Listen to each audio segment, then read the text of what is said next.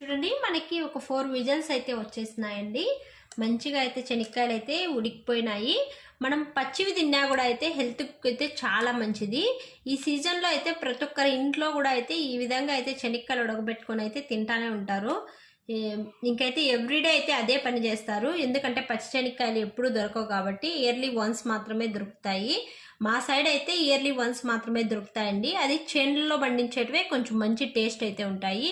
ఇవి పచ్చి శనక్కాయలు కూడా తినడం కూడా చాలా మంచిదండి హెల్త్కి. చాలామంది కాల్చుకొని తింటారు. ఈ విధంగా ఉడకబెట్టుకొని కూడా అయితే తింటారండి. ఇంకైతే నేను ఆల్రెడీ కొన్ని అయితే వేయించుకొని అయితే తిన్నామండి. ఇంకా కొన్ని మిగిలింటే వాటిని అయితే ఇవాళ అయితే ఉడకబెట్టుకున్నాను. మీరు కూడా మాలాగా ఎంతమంది అయితే పచ్చి శనక్కాయలు ఈ విధంగా తింటారో.